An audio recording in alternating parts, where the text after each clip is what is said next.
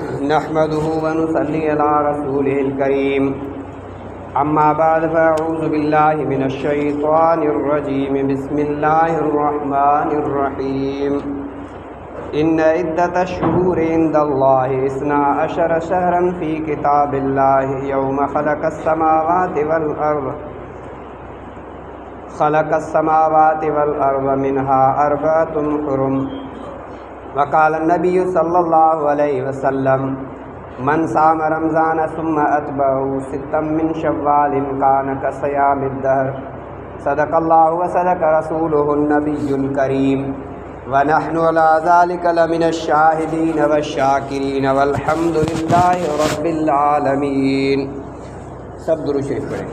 اللهم صل على محمد بعدد من صلى وصام وصل عليه بعدد من قاد وقام وصل كذلك على جميع الانبياء والمرسلين وعلى اهل طاعتك اجمعين آمین.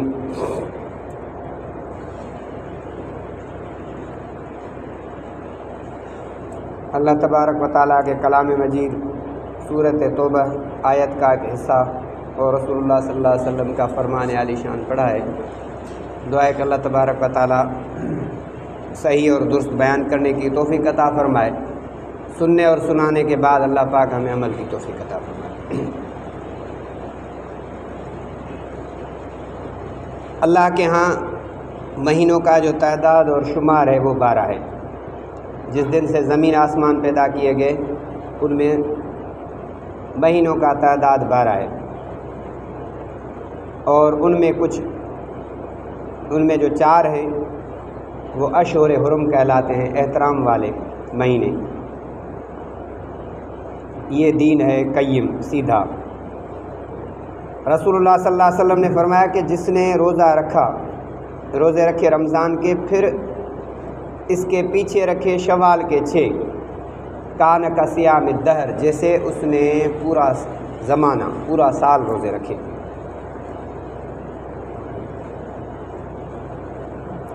اسلامی مہینوں کی ہر مہینے کی الگ الگ خصوصیات اور واقعات ہیں.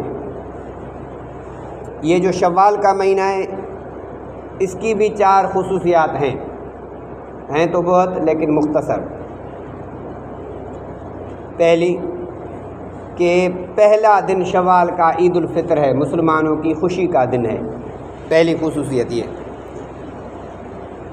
اور دوسری خصوصیت جو میں نے احادیث مبارکہ پڑھی کہ جس نے شوال کے 6 روزے رکھے، من جمع و تفریق، دوسری حدیث میں ہے کہ کٹھے رکھے یا الگ الگ رکھے، 6 مشترک ایک مشترک طرح ہے یا ایک دن رکھا پھر نہ رکھا پھر رکھا، شوال مہینے میں 6 رکھے تو اسے پورے سال کے روزوں کا ثواب ملے گا، پورا زمانہ ثواب ملے گا.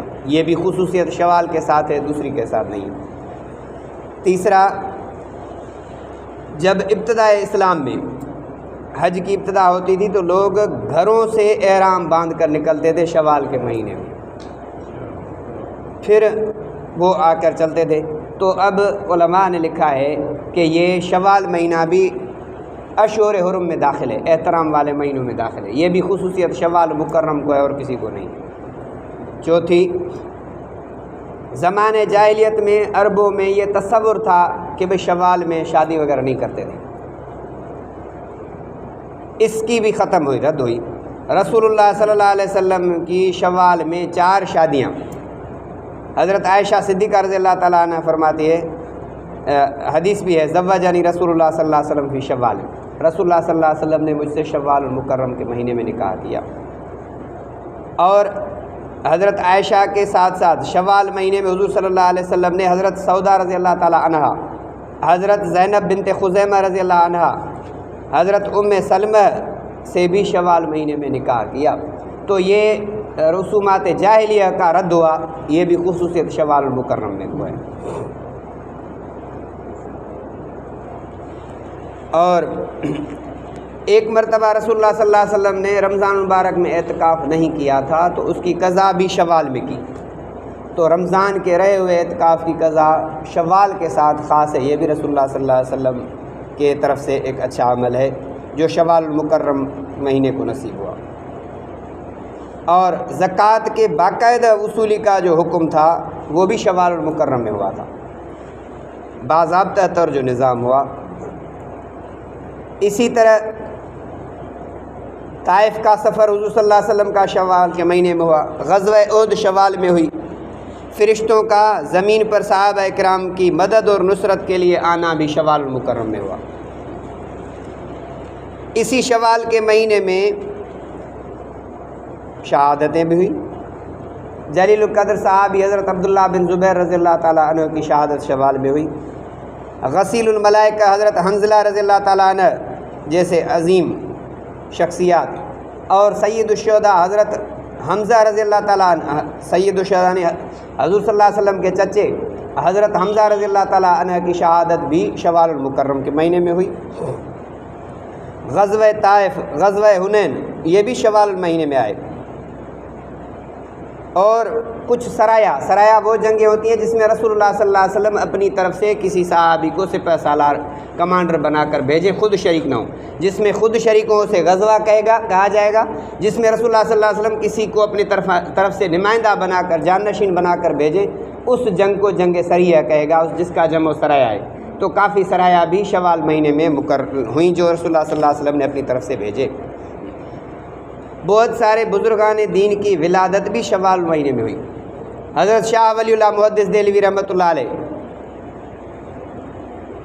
حضرت سید انور شاہ کشمیر رحمۃ اللہ علیہ، محافظ ختم نبوت آغا شورش کشمیر رحمۃ اللہ علیہ، شاہ عبدالعزیز محدث دہلوی رحمۃ اللہ علیہ، مولانا سید حسین احمد بدنی رحمۃ اللہ علیہ، امام فخر الدین رازی مفسر قرآن، ان عظیم شخصیات کی شوال المکرم میں ولادت ہوئی۔ اور شوال المکرم میں بہت سی عظیم شخصیات کی شہادت بھی ہوئی۔ حضرت حذیفہ رضی اللہ عنہ، حضرت صہیب رومی اور بہت سے صحابہ کرام ہیں جن کی شہادتیں شوال المکرم میں ہوئی۔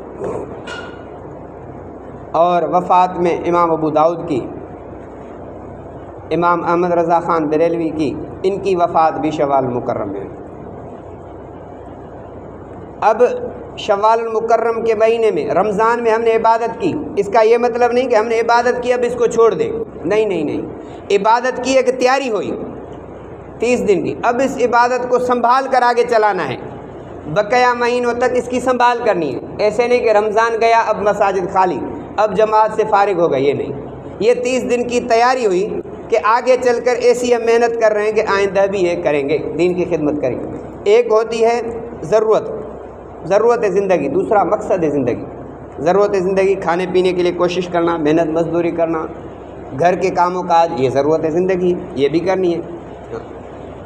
اور دوسرا ہے مقصد ہے اللہ کی رضا کا حصول، ہم ایسے اعمال کریں جس سے اللہ اور اس کا حبیب کریم صلی اللہ علیہ وسلم راضی ہوں، ایسے طرز اور طریقے پہ عمل کریں جو رسول اللہ صلی اللہ علیہ وسلم، صحابہ کرام، اولیاء اعظام، اہل بیت کرام، بزرگان دین سے زندگی ان کی گزری، ایسے کریں۔ اب ضرورت زندگی کو مقصد زندگی پر فوقیت دینا یہ صحیح نہیں ہے۔ مقصد زندگی کے حصول کے لیے ضرورت کو چھوڑ بھی دے، کچھ کم بھی کر دے، لیکن مقصد کو کم نہیں کرنا۔ تو یہ اللہ کی رضا حاصل کرنے کے لیے، اور ہم جب اللہ کے پاس جائیں گے تو اپنے اعمال لے کر جائیں گے۔ صحابہ کرام یا بزرگان دین کا طریقہ تھا، کوئی مشکل آتی تھی تو اپنے اعمال پیش کرتے تھے۔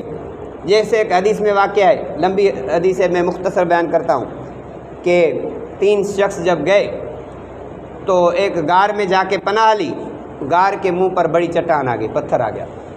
اب کیا کریں بھائی، اب تو نہ ہٹا سکتے ہیں نہ کچھ سکتے ہیں، نہ ان میں طاقت ہے، نہ ٹیکنالوجی، نہ کوئی سننے والا۔ کہا بھائی اپنے اپنے اعمال پیش کرتے ہیں، اللہ تبارک و تعالیٰ ہو سکے رحم فرمائے، ورنہ موت تو ہے ہی سامنے۔ تو پہلے نے کہا کہ میں بکریاں چراتا تھا، پھر اس سے جب گھر لوٹتا تھا پہلے دودھ والدہ کو دیتا تھا، بچوں کو بھی نہیں دیتا تھا۔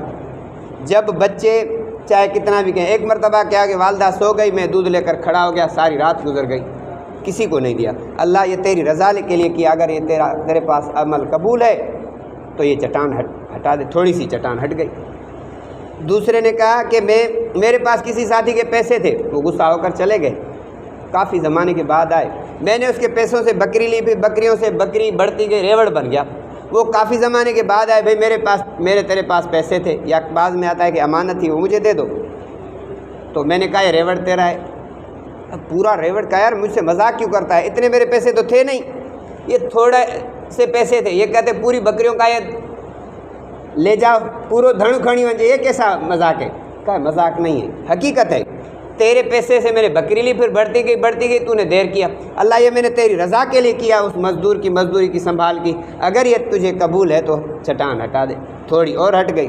دوسرے نے کہا میری چچا زاد ایک لڑکی تھی تو میں نے اس سے اپنا غلط ارادہ چاہا، اس نے کہا مجھے اتنے پیسے چاہیے، میں محنت مزدوری کر کے وہ پیسے میں نے جمع کیے، کہا اب تو ڈیمانڈ آپ کی پوری ہوئی، پیسے بھی میں جمع کر کے آیا ہوں، تو اس نے کہا میں نے کبھی برائی نہیں کی، اب بچوں کی مجبوری کی وجہ سے ہے اور اللہ تعالیٰ نے مجھ سے محفوظ کیا ہے لیکن مجبور ہوں۔ جب اس نے یہ بات کہی تو اللہ میں نے تیری رضا کے لیے اسے پیسے بھی دے دیے، میں گناہ سے باز آ گیا، اللہ اگر تجھے یہ عمل قبول ہے تو یہ چٹان مکمل ہٹ گئی، پتھر سارا ختم ہو گیا، وہ نکل گئے۔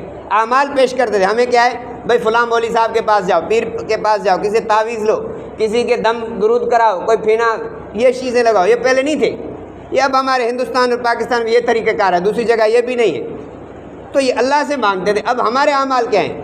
ایک بڑے عالم محدث شیخ الحدیث نے کہا ابھی میں اللہ کے پاس جاؤں گا تو کون سا عمل پیش کروں گا؟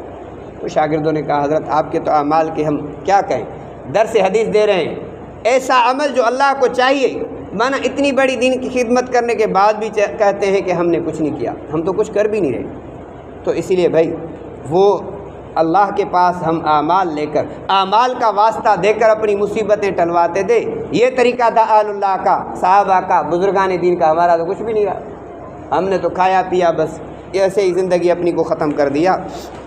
تو بھائی وہاں جانا ہے، جیسے ایسے نہ ہو کہ ہم وہاں رہ جائیں، اعمال اپنے پیش کرنے ہیں، اور اعمال تب پیش کریں گے جب ہو نا، اگر ہوں گے نہیں تو کیا کریں گے؟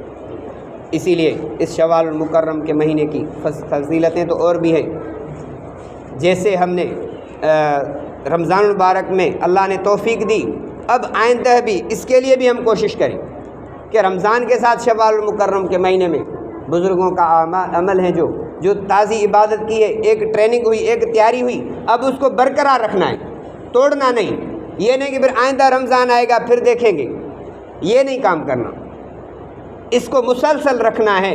اسی لیے یہ ہماری سستی ہم میں نہ ہونی چاہیے، ہم دین کی خدمت کرنے والے بن جائیں، دین کی بات سننے والے بن جائیں۔ رسول اللہ صلی اللہ علیہ وسلم نے فرمایا کن فی الدنیا عالما او طالبا او سامعا او محبا ولا تکن خامسا۔ رسول اللہ صلی اللہ علیہ وسلم نے فرمایا کہ دنیا میں ایسے ہو کہ عالم ہو، پڑھو دین کے لیے، اگر اتنا وقت نہیں ہے تو طالب بنو، کچھ نہ کچھ سیکھو، چھوٹے ہیں تو مدارس میں پڑھیں، بڑے ہیں تو پھر تبلیغ جماعت والوں کے ساتھ مل جائیں، ان کے لیے مدرسہ یہی ہے، کیونکہ اب وہ بڑی عمر والا بندہ بچوں کے ساتھ تو بیٹھ کر بھی نہیں پڑھ سکے گا، کہاں اس کی عمر، کہاں وہ بچے 8 10 15 سال والے بچے، تو اب بڑوں کے لیے یہ گھومنا پھرنا ہے، بھائی یہاں ان کا مدرسہ یہی ہے، چلا لگا ہے 4 مہینے لگا، اس کی تبلیغ یہی ہے، پھر اس میں نماز بھی سیکھے گا، اللہ کی وحدانیت بھی سیکھے گا۔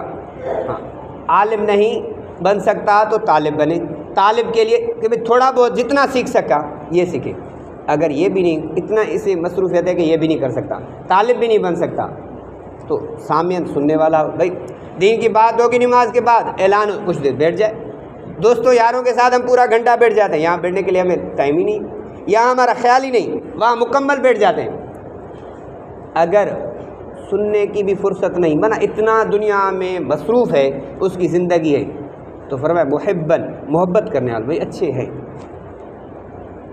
بھائی وہ ایسے وہ ایسے، بھائی ہم سے تو اچھے ہیں، دین کی دعوت دے رہے ہیں، کیا کہہ رہے ہیں تمہیں، بھائی نماز پڑھو، اور کیا کہہ رہے ہیں، اپنا گھر بار چھوڑ کر جو وقت، جان مال وقت لگاتا ہے، پاگل تو نہیں ہے،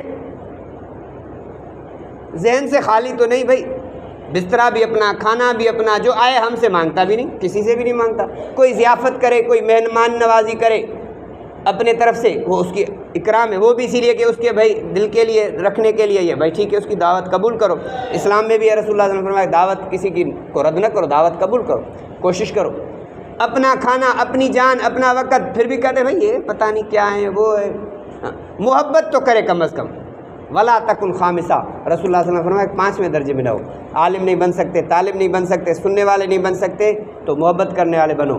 اگر 5ویں بنو گے فتح ہلاک کیے جاؤ گے، وہ راستہ شیطان کا ہے۔ تو اس لیے بھائی ہم یہ اس رمضان کے بعد شوال کے مہینے میں اس عبادت کے تسلسل کو، دین کو مقصد زندگی سمجھیں، دنیا کو ضرورت زندگی سمجھیں۔ اللہ نے جو انسان کو پیدا کیا عبادت کے لیے، مقصد ہمارا عبادت ہے، اللہ کی رضا کا حصول ہے۔ ویسے تو بہت سے کم و بیش 1,18,000 مخلوقات ہے، ایسے فرشتے ہیں اللہ کے لیے ہر وقت عبادت میں، غلاظ شداد اللہ یعصون اللہ ما امرهم، کسی وقت بھی نافرمانی نہیں کرتے، جو حکم ہوتا ہے وہی کرتے ہیں۔ انسان کو دونوں راستے دیے گئے، ہدایت اور گمراہی والا، نفس اور خواہش بھی دی گئی۔ اب اس خواہش پہ کنٹرول کر کے اللہ کے راستے میں نکلے، دین کی بات سننے والا بنے، یہ ہے کامیابی۔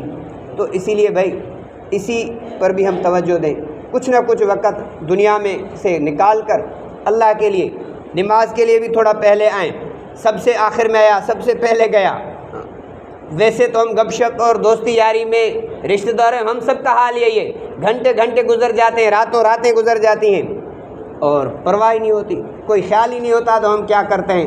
لیکن اللہ کے گھر یہاں پہنچے، اب بولی صاحب گھڑی دکھاتے ہیں، کیا ہو گیا، دیر کیوں کر دی، نماز میں 5 منٹ بڑھ کیسے گئے، یہ کیسے کر دیا، وہاں تو وقت ہی پتہ ہی نہیں چلتا کیسے گزرا۔